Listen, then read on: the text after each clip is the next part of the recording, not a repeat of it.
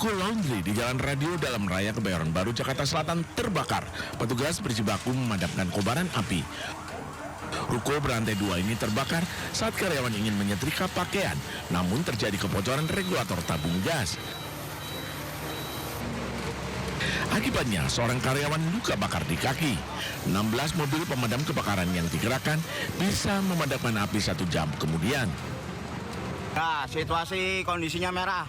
Mohon bantuannya segera di unitnya diluncurkan. Sementara itu, di Cakung, Jakarta Timur, warga panik saat kobaran api melahap gudang penyimpanan kayu di Jalan Komarudin Lama, Cakung, Jakarta Timur, Selasa dini hari. 15 mobil pemadam kebakaran dikerahkan, namun lokasi yang tertutup seng sempat menyulitkan petugas. Petugas harus menggunakan gergaji mesin untuk memudahkan pemadaman di dalam gudang seluas 500 meter persegi. Penyebab kebakaran diduga akibat korsleting listrik. Dari Jakarta, Miftahul Gani, iNews melaporkan.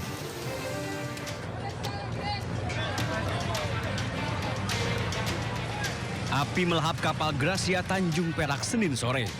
Api dengan cepat membesar melahap badan kapal. Asap hitam pekat mengepul hingga menghalangi pandangan. Saat terbakar, kapal tengah bersandar di Pelabuhan Pendaratan Pantai atau PPP Mayangan, Kota Probolinggo.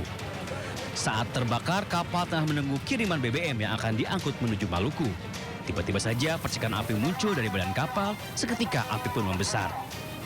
Dibantu masyarakat dan ABK, petugas pemadam kebakaran bahu-membahu menjinakkan api. Beruntung dengan cepat api dikuasai, hingga kerusakan kapal hanya mencapai 30%. Kondisi kapal yang terbakar tidak sampai 100%, mungkin hanya 30%. Tidak korban jiwa dalam kejadian ini, sementara kerugian material ditaksir mencapai 1 miliar rupiah. Dari Probolinggo, Jawa Timur, Hana Purwadi, iNews melaporkan.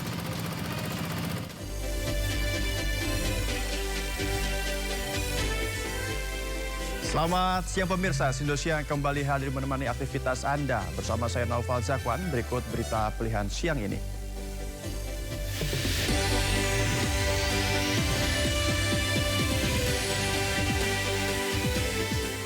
Usai dicoret timnas dan ditinggal sponsor, striker Bayangkara FC U20 Fadli Alberto meminta maaf atas insiden tendangan kungfu ke pemain lawan.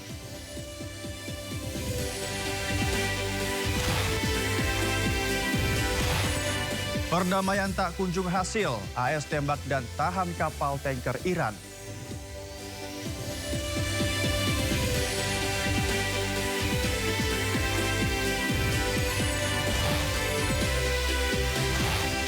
Akomodasi hingga konsumsi aman, Arab Saudi siap sambut jemaah calon haji 2026.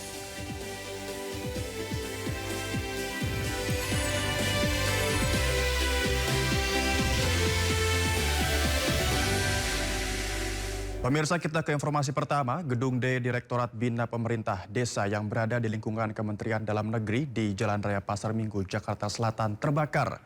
Diduga api muncul dari lantai dasar hingga menimbulkan kepanikan para karyawan.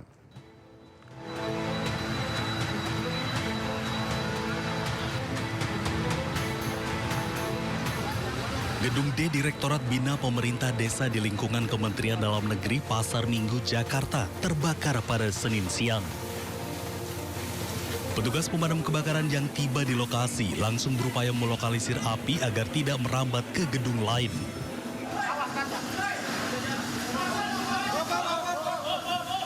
Namun posisi gedung yang tertutup membuat petugas sempat kesulitan hingga akhirnya kaca-kaca yang berada di gedung tersebut dipecahkan untuk memudahkan pemadaman. Sedikitnya 17 unit mobil pemadam kebakaran beserta puluhan personil dikerahkan untuk memadamkan api. Belum diketahui pasti apa penyebab dari kebakarannya gedung tersebut. Diduga api muncul dari lantai dasar hingga menimbulkan kepanikan para karyawan. Kebakaran ini sempat membuat kepanikan. Karyawan yang melihat asap tebal langsung berusaha selamatkan diri keluar gedung. Meski tak ada korban jiwa dalam insiden kejadian ini, sejumlah karyawan disebut alami sesak nafas. Dari Jakarta, Rizky Falufi, iNews melaporkan. Viral kendaraan travel ugal-ugalan di ruas Jalan Tol Padalenyi di kawasan Buah Batu, Kota Bandung. Aksi sobat travel tersebut terekam kamera ponsel pengendara lain. Aksi sopir travel ugal-ugalan di Jalan Tol Padalenyi di kawasan Buah Batu, Bandung sangat membahayakan. Diduga pengemudi travel tidak terima ditegur pengendara lain karena aksi mengemudinya ngebut dan zigzag. Pihak travel menegaskan, mitra travel ugal-ugalan diberikan sanksi tegas sesuai aturan dari perusahaan, yaitu diberhentikan hubungan kemitraannya. Kejadian ini juga didalami oleh pihak kepolisian dengan menelusuri rekaman kamera pengawas di sepanjang Jalan Tol Buah Batu hingga Tol Padalenyi, Bandung.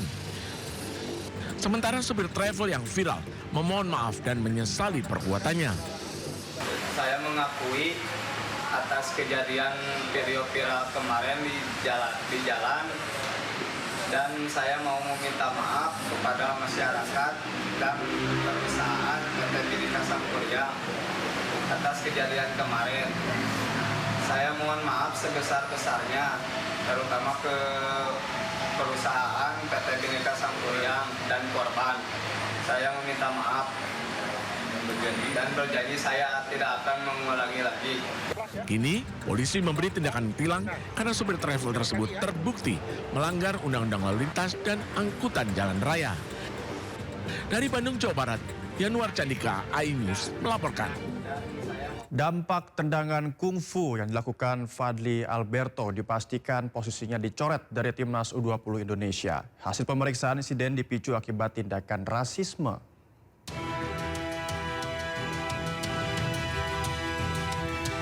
Insiden tendangan kungfu ini dilakukan pemain muda Bayangkara FC Fadly Alberto dalam laga Elite Pro Academy EPA hari Minggu.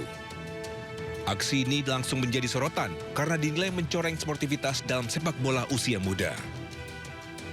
PSSI mengutuk keras aksi Alberto ini dan meminta komisi disiplin bisa memberikan sanksi berat. Ketua Umum sangat mengutuk keras atas insiden ini dan meminta saya untuk segera berkoordinasi dan menyampaikan laporan kepada Komdis, dan Ketua Umum juga berharap Komdis untuk memberikan sanksi yang seberat-beratnya terhadap siapapun yang terlibat dalam insiden ini. Sementara itu, Chief Operating Officer atau CEO Bayangkara FC sekaligus Ketua Badan Tim Nasional Sumarji meminta maaf atas insiden ini. Sumarji menyebut insiden dipicu akibat Alberto terpancing emosi dari tindakan rasisme yang datang dari arah bangku cadangan lawan. Meski ada dugaan provokasi rasisme, Sumarji menegaskan bahwa tindakan kekerasan tetap tak bisa dibenarkan. Saya selaku Ketua Badan Timnas minta maaf, selaku mewakili klub Bayangkara Presisi Lampung FC saya juga minta maaf. Sekali lagi ini sesuatu yang tidak terpikir oleh kita dan kejadian yang menurut saya betul-betul sangat mengecewakan, dan kembali lagi bahwa yang kami harapkan adalah jangan terjadi juga rasis-rasis seperti ini yang pada akhirnya akan merugikan kita semuanya. Pasca insiden melalui media sosial pribadinya, Fadly Alberto meminta maaf atas tindakannya tersebut. Fadly juga meminta maaf kepada klubnya dan timnas Indonesia karena sudah mencoreng nama baik tim. Saya memohon maaf dan menyesal atas perbuatan bodoh saya saat pertandingan melawan Dewa United Banten FC U20. Saya siap menerima sanksi yang setimpal atas tindakan saya dan saya berjanji tidak akan mengulangi tindakan tersebut. Kini nasib Alberto berada di tangan Komdis untuk menentukan sanksi lanjutan.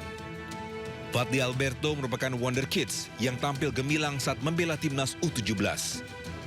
Bahkan ia sempat mencetak gol saat skuad Garuda Asia berhasil mengalahkan Honduras 2-1 dalam ajang Piala Dunia U17 November 2005 lalu. Aksi penjamretan menyasar seorang pria WNA saat hendak menyeberang jalan di Sawah Besar, Jakarta Pusat. Dalam sekejap ponsel yang digunakan korban berhasil dirampas.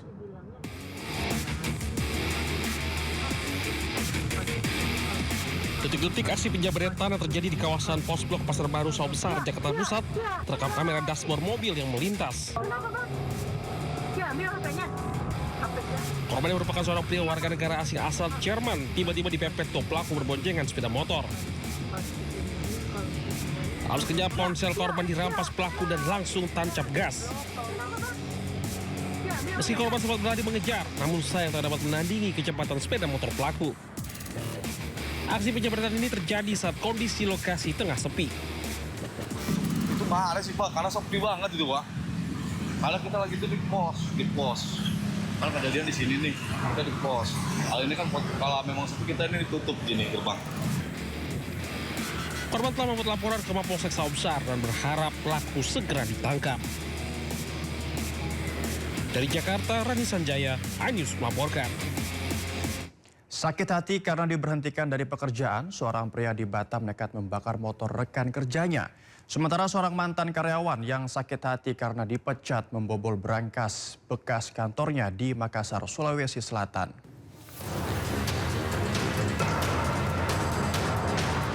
Kamera pengawas merekam seorang pria menyiramkan bensin ke sejumlah sepeda motor yang terparkir di sebuah tempat indekos di Kecamatan Lubuk Baja, Batam. Akibat aksi pria itu, 4 sepeda motor hangus terbakar. Pelaku diketahui mantan karyawan toko optik, ditangkap unit Opsnal Polsek Lubuk Baja di tempat persembunyiannya di kawasan Sungai Panas. Kepada polisi, ia mengaku sakit hati setelah dipecat gara korban mengadukan kecurangannya kepada atasan. Pelaku ini dilaporkan oleh korban karena menjual kontak lens dan kacamata yang harusnya itu harga diskon, tapi oleh pelaku dijual harga normal, sehingga pelaku mendapatkan keuntungan. Atas perbuatannya, pelaku ditahan di Mapolsek Lubuk Baja dan terancam hukuman 9 tahun penjara. Dari Batam, Kepulauan Riau, Gusti Yenos Anyus melaporkan.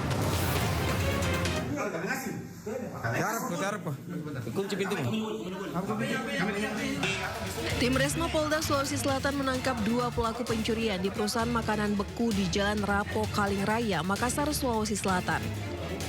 Sebelumnya, kamera pengawas merekam aksi pelaku memasuki gudang perusahaan makanan beku di Jalan Kawasan Kima, Kecamatan Biringkanaya, Kota Makassar, Sulawesi Selatan.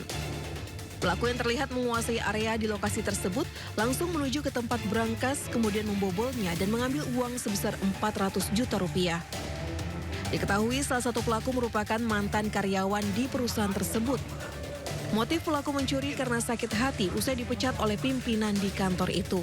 Uang hasil pencurian digunakan kedua pelaku untuk berpesta sabu serta berfoya-foya. Jadi kedua orang itu memang bekerja sama untuk mengambil uang di berangkas salah satu perusahaan yang ada di kawasan Kima. Jadi salah satu pelaku merupakan mantan karyawan dari perusahaan tersebut. Makanya pelaku yang lain tugasnya membawa si pelaku ini, kemudian menunggu, dan pelaku yang satunya yang mantan karyawan, karena dia sudah tahu denah dari perusahaan tersebut, dia langsung mengambil berangkas kemudian membobolnya. Kedua pelaku bersama barang bukti diserahkan ke Polsek Biringkanaya untuk diproses hukum. Selanjutnya pemirsa, seorang siswi kelas 6 SD menjadi korban penculikan di Sumedang, Jawa Barat. Polisi berhasil menemukan korban dan menangkap pelaku yang ternyata seorang oknum guru honorer.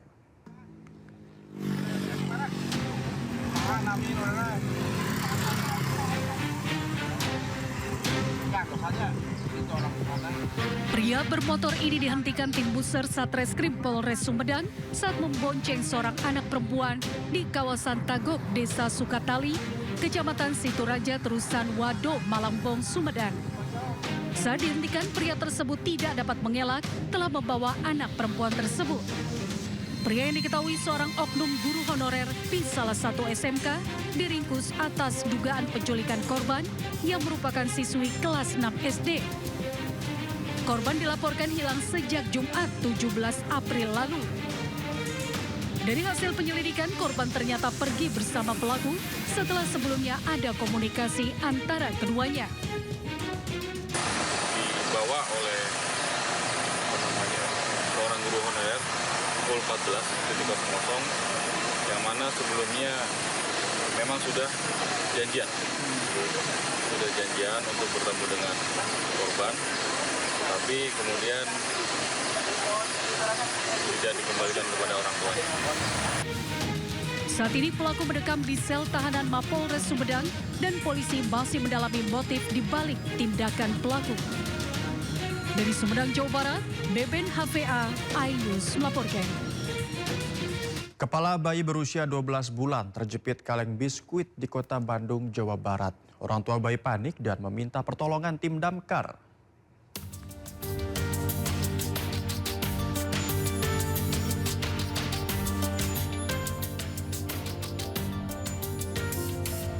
Tim damkar Kota Bandung mengevakuasi kepala bayi berusia 12 bulan yang terjepit kaleng biskuit di kawasan Pleserian Cipaganti. Proses evakuasi berlangsung selama hampir 1 jam dengan menggunakan gerinda dan gunting pemotong besi. Kejadian bermula saat korban sedang bermain bersama kakaknya. Tanpa pengawasan orang tua, kaleng biskuit tiba-tiba dimasukkan ke kepala bayi hingga terjebak. Alat yang digunakan, alat-alat yang sudah biasa kita gunakan, ada grinder, kemudian juga ada gunting, sama alat-alat lain yang mendukung dalam. Petugas mengimbau orang tua agar selalu waspada dan mengawasi anak-anak saat bermain untuk menghindari potensi bahaya. Dari Bandung, Jawa Barat, Yanuar Candika, iNews melaporkan. Ya pemirsa, Aliansi Profesi Advokat Maluku melaporkan aktivis media sosial Ade Armando dan Permadi Arya. Keduanya dilaporkan atas dugaan tindak pidana penghasutan, penistaan agama dan ujaran kebencian. Laporan bermula dari beredarnya potongan video ceramah mantan Wakil Presiden ke-10 dan 12 Yusuf Kala yang membahas konflik komunal di Ambon dan Poso. Ade Armando dan Permadi Arya diduga menyebarkan potongan video tersebut melalui akun media sosial disertai narasi yang dinilai provokatif dan menyesatkan. Akibat postingan tersebut, kolom komentar di 2 akun tersebut dipenuhi hinaan dan menyerang kehormatan pribadi Yusuf Kala. Presiden ke-7 Republik Indonesia Joko Widodo menanggapi pernyataan Wapres ke-10 dan 12 Yusuf Kala yang mengaku berjasa dalam karir Jokowi. Jokowi mengaku dirinya memang bukan siapa-siapa. Bukan siapa-siapa. Saya orang kampung. Saya orang kampung.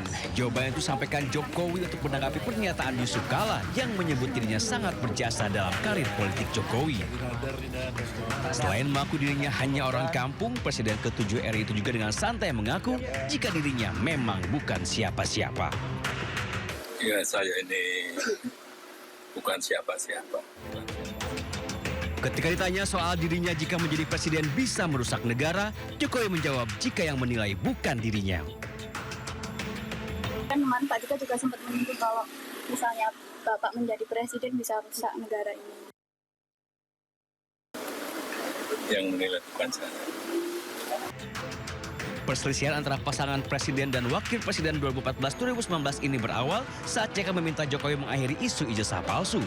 JK meminta Jokowi untuk menunjukkan ijazahnya.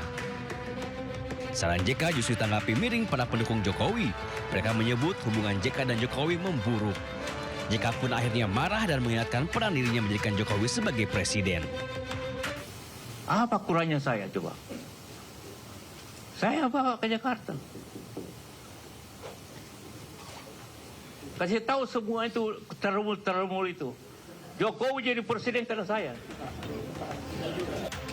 2 tahun berlalu polemik ijazah Jokowi belum menemukan titik temu. Walaupun dari 8 orang tersangka, 3 orang sudah mendapatkan restoratif justice.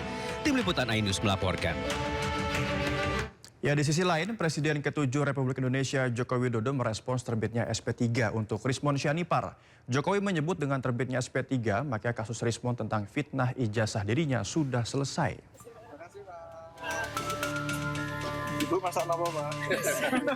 Presiden ke-7 RI Joko Widodo tanggapi terbitnya surat perintah penghentian penyidikan atau SP3 untuk Rismon Syanipar. Jokowi tegaskan terbitnya SP3 adalah kewenangan kepolisian.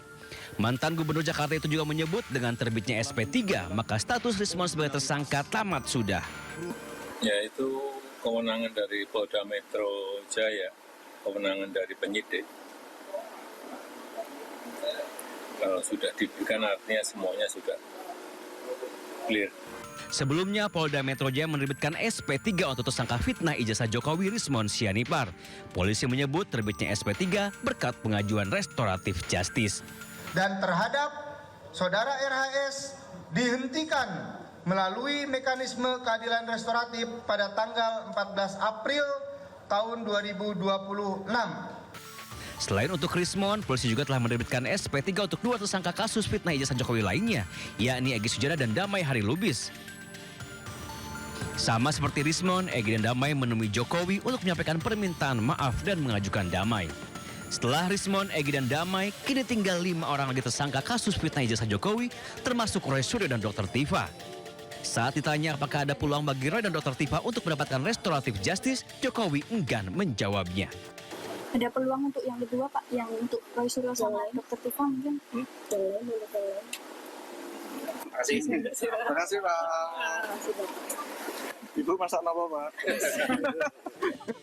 Tim Liputan iNews melaporkan.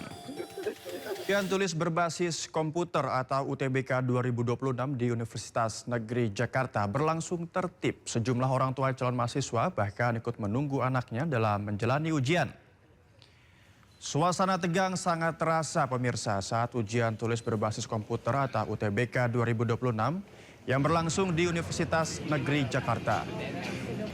Untunglah Menteri Pendidikan Tinggi, Sains dan Teknologi Brian Yuliarto yang datang untuk meninjau UTBK 2026 sedikit mencairkan suasana.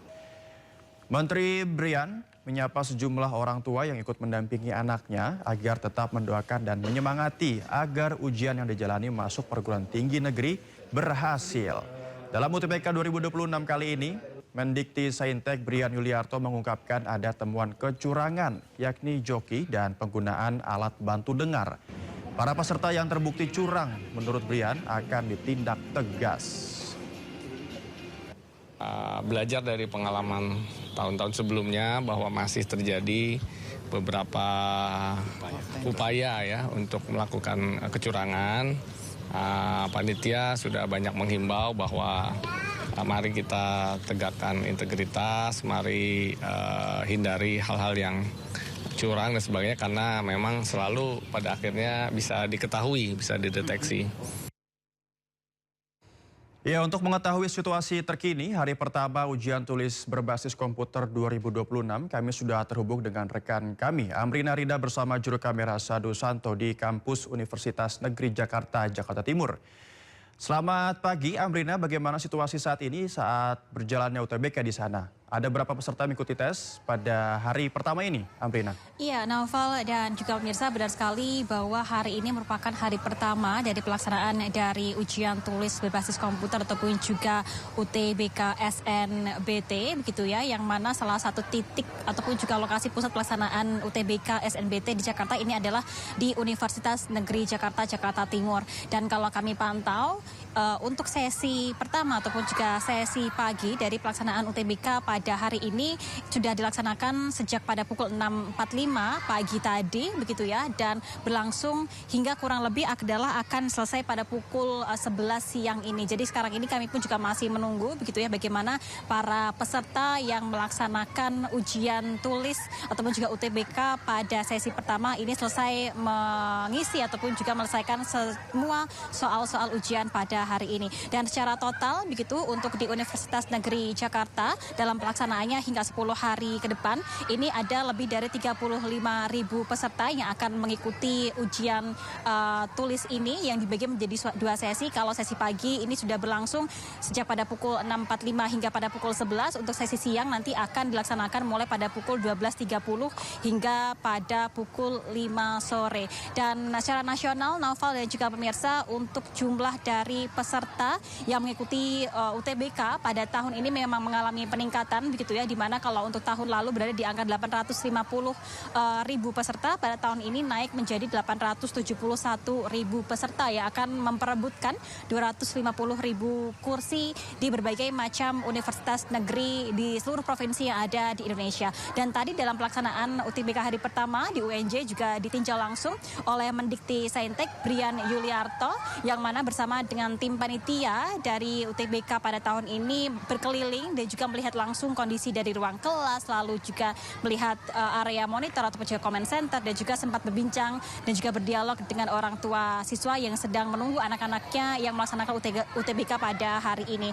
Dalam peninjauan yang dilakukan tadi dari Kemendikti Saintek ataupun juga Menteri Pendidikan Tinggi dan juga Saintek Priyan Yuliarto sempat menghimbau kepada para siswa ataupun juga peserta untuk menghindari adanya kecurangan dikarenakan pelaksanaan UTBK pada tahun ini dilaksanakan dengan sangat ketat, di mana dalam satu ruangan ini ada 4 hingga 5 penjaga ataupun juga guru yang mengawasi. Lalu juga sebelum masuk ke area ruangan pun juga akan ada pemeriksaan fisik dan juga pemeriksaan menggunakan metal detector, dan juga sudah digunakan adanya metode face recognition yang mengantisipasi adanya kecurangan yang kemungkinan dilakukan ataupun juga diaplikasikan oleh para siswa. Dan sanksi-sanksinya pun juga cukup tegas, di mana siswa yang tertangkap tangan begitu ya melakukan kecurangan pada proses pelaksanaan UTBK ini akan di blacklist dan tidak dapat mengikuti seluruh ujian masuk perguruan tinggi negeri yang ada di Indonesia. Tentunya kita nantikan bersama bagaimana pelaksanaan UTBK pada tahun ini dengan harapan agar UTBK pada tahun ini berlangsung dengan aman dan juga lancar. Sementara demikian kembali ke Anda, Naufal. Ya, kita harapkan UTBK tahun ini berjalan dengan lancar dan tidak ada kecurangan, Amrina ya. Terima kasih rekan Amrina Rida dan juru kamera Sadu Santo telah melaporkan langsung dari Universitas Negeri Jakarta. Selamat bertugas kembali.